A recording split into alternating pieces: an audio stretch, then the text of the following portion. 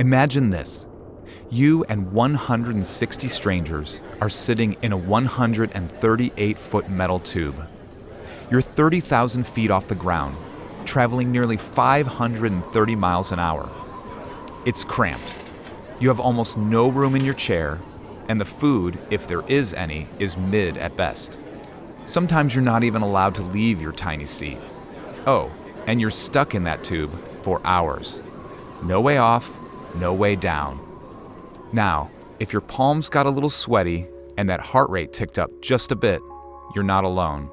Flying, or even the thought of air travel, can be a stressful, anxiety-inducing thing for many people. It causes panic attacks, phobias, even the outright refusal to board an airplane. But flying doesn't have to be terrifying, because with knowledge comes power, and that's where our guests come in.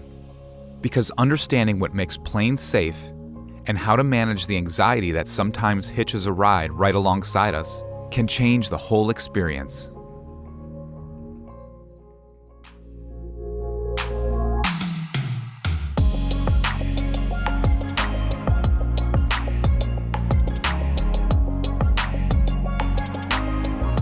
I'm Matt Stessner, and you're listening to Now at Ohio State.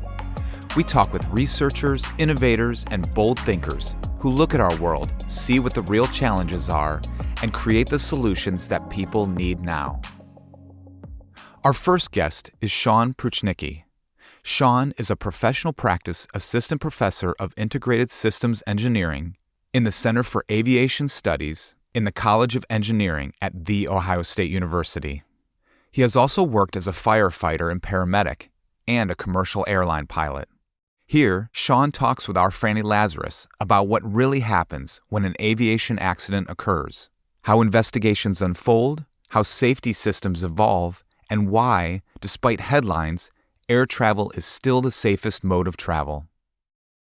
Sean, thank you for joining me today. Thank you. Could you start with introducing yourself and telling us your role at Ohio State? Sure. My name is Sean Pruchnicki, and I'm a professor in the College of Engineering, and I work in two different divisions, both the Center for Aviation Studies and then also in integrated systems engineering. I understand that one of your fields is accident causation and human error. What is that? It's about understanding why these things happen.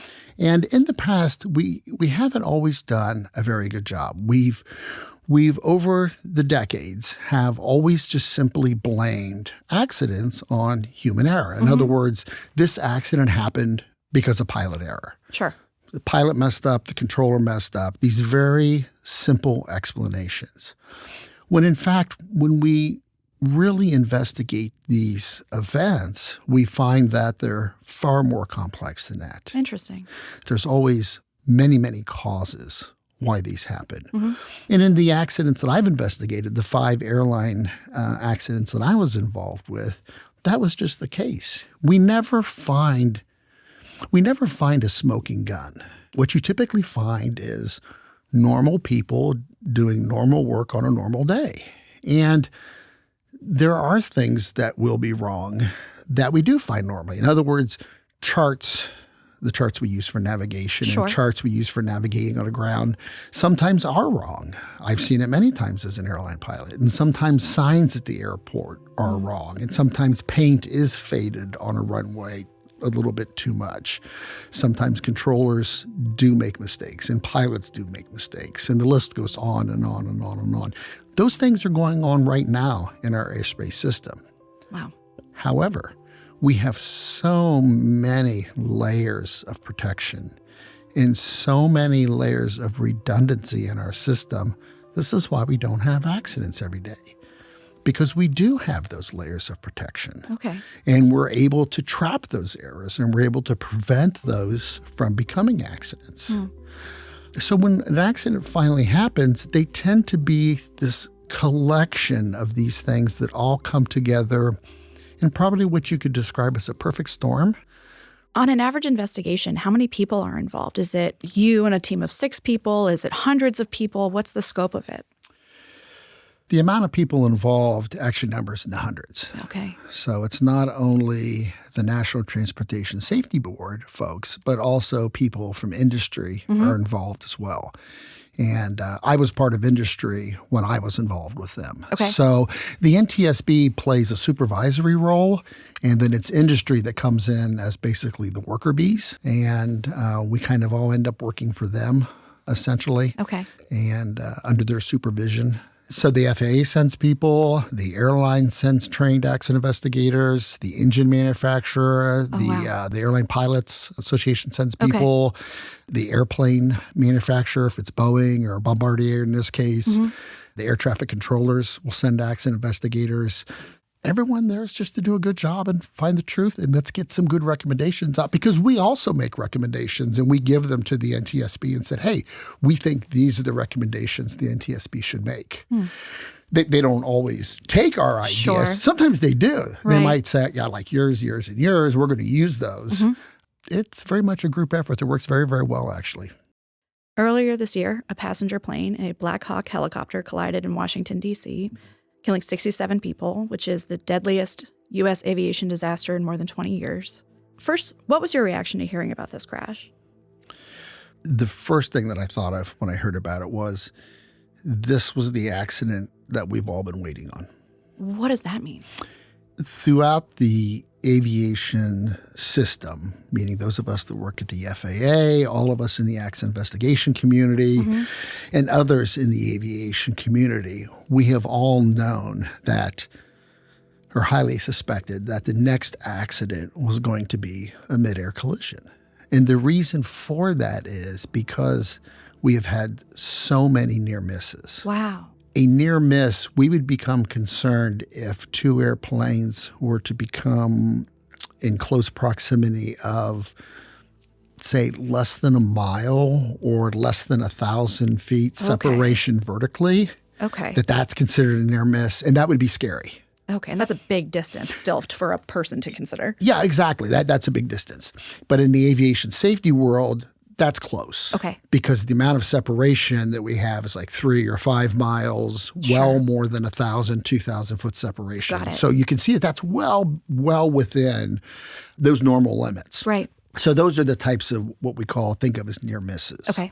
But now we're starting to see, prior to the DCA accident, we were seeing many, many cases of near misses.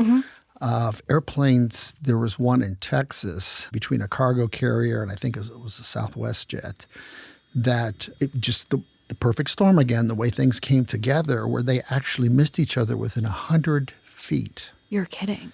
I mean, that's negligible. I mean, it's 100 feet. So you can see in a system where we're worried about a mile or a half mile, a half mile is unbelievably frightening. 100 feet.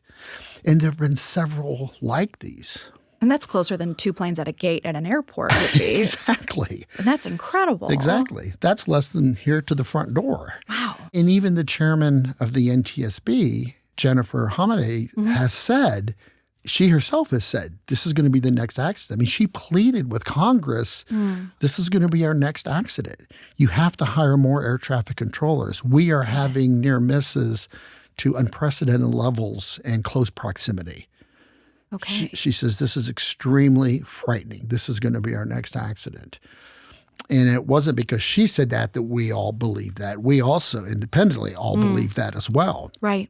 In this particular instance, the accident that was in Washington, what does an investigation look like in that case? I mean, you're first of all, your crash site is in the water. You've got a helicopter, you've got a plane. What are the steps that an investigator goes through? Well, so the first step is obviously, you need to get your hands on the wreckage. So it's this extremely difficult process of getting all the wreckage out of the water. The fact that there was no post-crash fire is going to be helpful. Okay. So most of the airplane is, there was an explosion initially, as you can see in that film. So there's going to be some explosion damage and initial fire damage, but because of the water. So that is it sounds weird to say, but in investigator world, that's a good thing because post-crash fires destroy a lot of evidence, as you can imagine. Sure. So that's not the case for this. So they have a lot of evidence, is my point. They're going to look at the way the helicopter and airplane struck. They're going to be able to tell that by looking at the aircraft, where it struck. They're going to be able to tell that by looking at the helicopter. So they're going to be able to kind of put that puzzle together.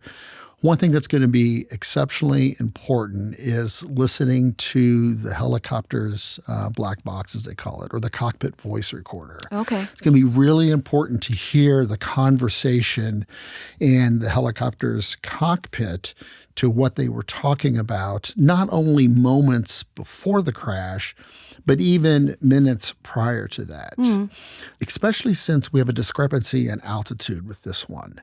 I mean, that's one of the first things we all thought when this happened within hours, and it became evident that the helicopter was too high. Okay. No one makes choices to die or put others at risk. So the first question that comes to mind is, so if they did that intentionally, then why would they do that? And you're probably going to hear that on the cockpit voice recorder. Okay. The other side of that coin is they might not have known that they were high. In other words, one of the first things I thought of was their altimeters could have been misset. They might have thought they were down at 200 feet. Okay. If their altimeters were set incorrectly, or if they were miscalibrated, or if they were broken and not functioning properly, they could have thought they were 200 feet. The other side of that coin is air traffic control. Okay. What those air traffic control tapes say, what the radar picture shows, and was that equipment calibrated properly? Was it functioning as it should have? So there's just one little snippet of all of those three data points, the two vehicles and then ATC, with just looking at altitude in that one little small spot, you could have three different indications of altitude in that one little area. And there's lots of reasons why you could have three different indications. Now we haven't even talked about the other 110 things to think about. How long does it take to go through all of this and come to your probable causes, as you said? Typically takes at least a year, if not a year and a half. Wow. Okay. What's the whole point of doing accident investigations? And the whole point is not necessarily to find a probable cause, but it's the recommendations that come from that probable cause. Okay. Right? Because finding out the probable cause, doing all of the science and bringing all of that together, that's basically one big science experiment or scientific effort. That in and of itself is meaningless. I mean, to be able to list 10 different reasons why this accident happened, okay, that's fine. It took 18 months to do that. It took a tremendous amount of science and technology and a lot of PhD people and accident investigators. But that in and of itself doesn't do anything. What that does that's meaningful is that ends up resulting in industry recommendations. Got it. That is what's meaningful. Okay. Because it's from the recommendations that produces changes in the system to try to prevent next similar types of accidents from happening. Okay. And as you can see, like for the DCA accident, the NTSB has already come out with some recommendations. They've already found some problems. So that right there tells you that it's not a simple matter of pilot error and, they're not even to the bottom of this yet and they're already finding problems. That's encouraging. That is encouraging. So I'm looking very forward to seeing what they come up with at the end. It's a very good team. You've talked before about you flying, your family flying. Do you still feel comfortable flying? I flew to Georgia just last week. Yeah, and my wife and my daughter are going to Italy next month. Oh. So they're taking international flights, so lots of airplanes. Yeah, and I'm flying in a couple weeks. So yes, a long-winded way of saying yes, I do. Because I do know and I do understand all of the redundancies that are built into the system. But what I'm worried about is that it's the erosion of all of those redundancies is what we're seeing. Has our safety number eroded from where it was 10 years ago? Yes, it has. Are we to the point where, no, we shouldn't get on airplanes? No, not at all. But the margin of safety, yes, it has eroded. Is it still the safest form of transportation? Absolutely. But we have some problems. Okay. We have some problems that need to be corrected. And the biggest one is the controller shortage. And supposedly that's being addressed. I think if that does get corrected in the next couple of years, I think that's going to go a long way into making some changes. But that's tip of the iceberg. I mean, there's many other things that need to be changed, but that's a good start. Sean, thank you so much for talking with me You're today. welcome. This has been really interesting. Great.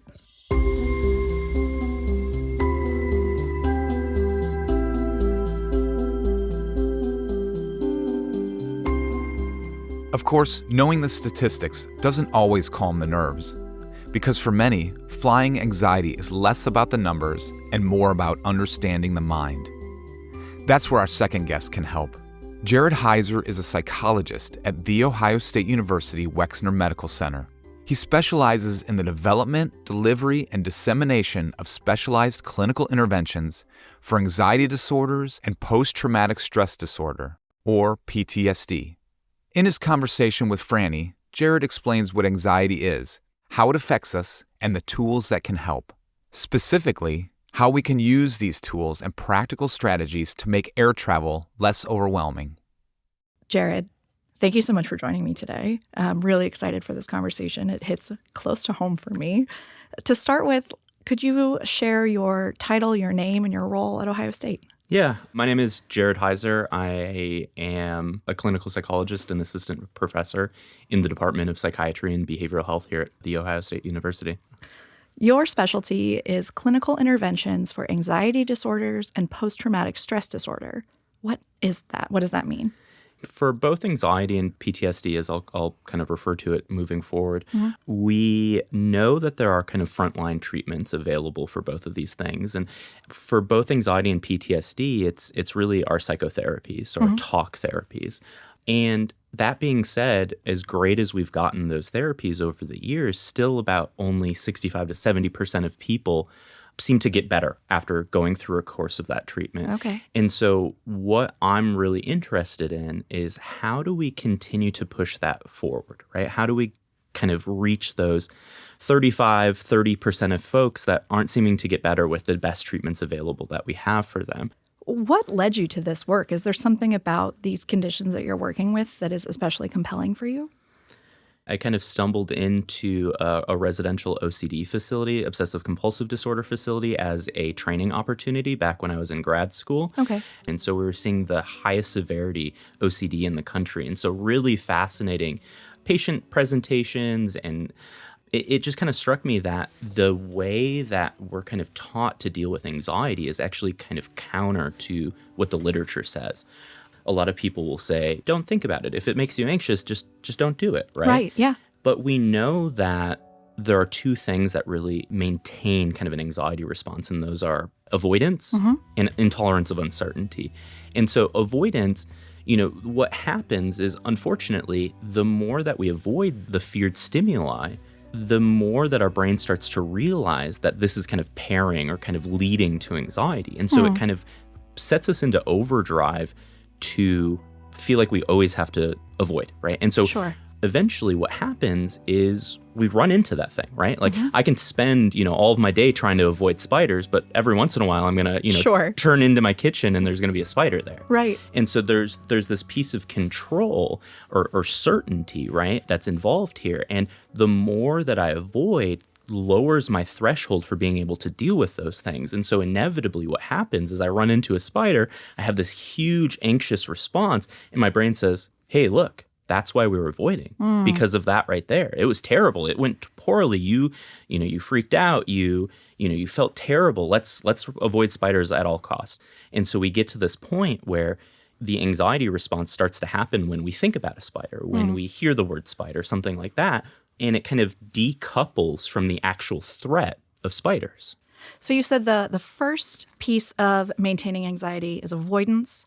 And then what was the second? Yeah, the second is intolerance of uncertainty. And so our brain wants certain information, right? It wants to be able to make that prediction and kind of, choose a decision, a behavior to try to kind of like keep everything controlled, keep us in safe, all of that. Sure. Inevitably, though, life is uncertain. Around every corner, we don't know what's going to go on. And for folks that have anxiety and PTSD, that uncertainty kind of like spins them and makes them feel like they're completely out of control. Sure. It's this dichotomy of, I'm either in control or I'm not in control. And so that's why we see a lot of these like behaviors that we consider safety behaviors.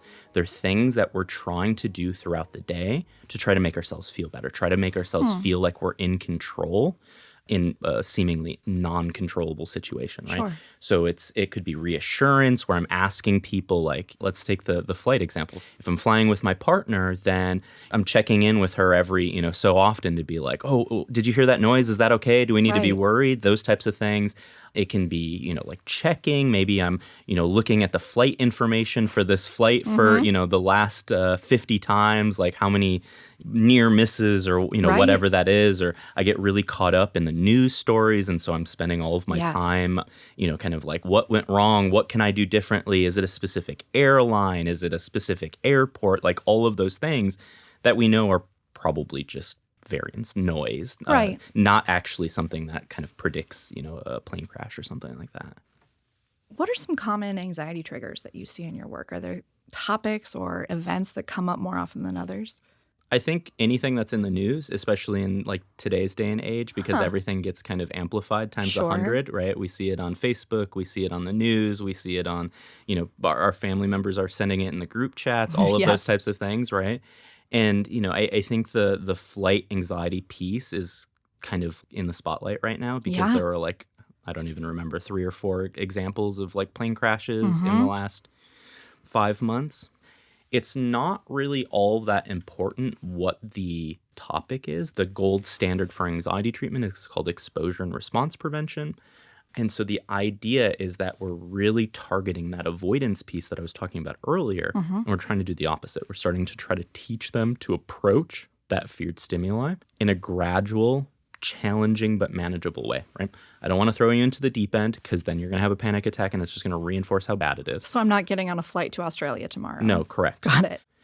And so it varies a lot based on how severe somebody's anxiety is, right? So for some people, they can come in and I can have them book a flight.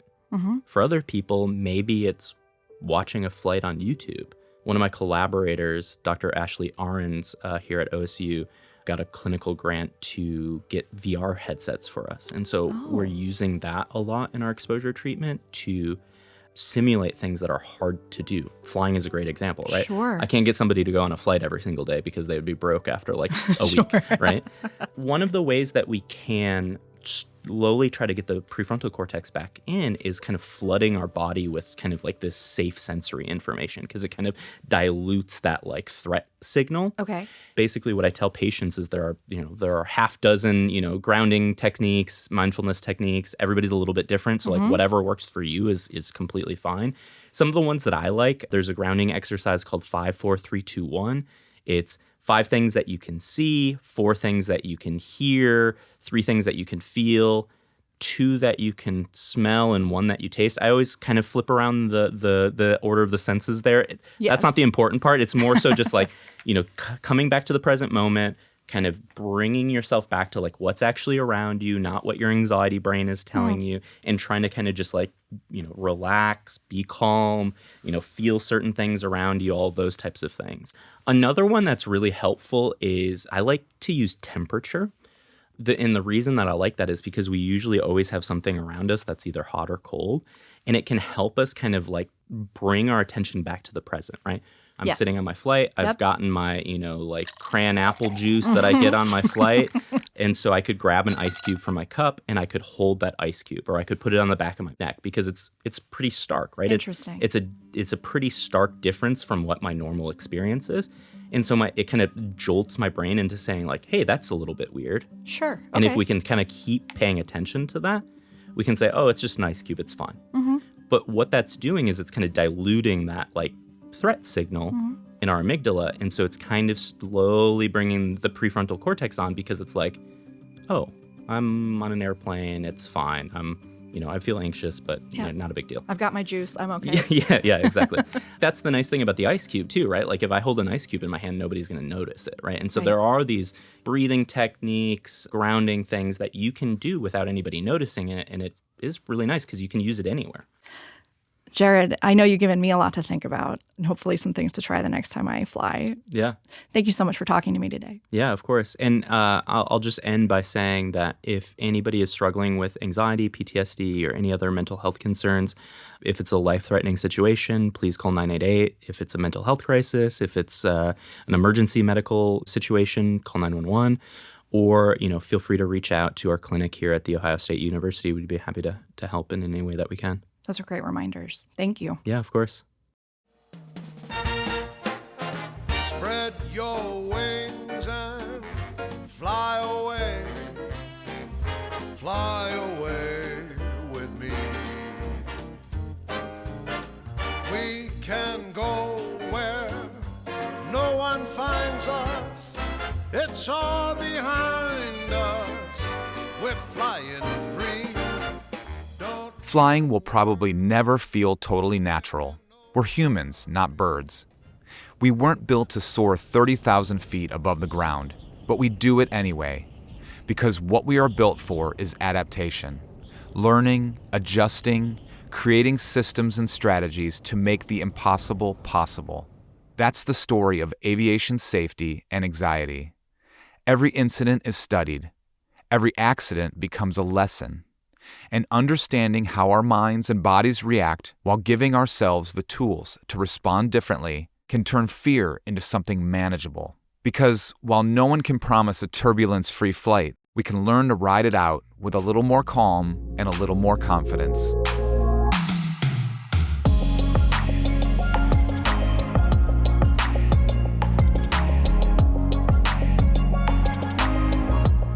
Now at Ohio State is produced by The Ohio State University. For more information, visit us at go.osu.edu/now. I'm your host, Matt Stessner. Thanks for listening.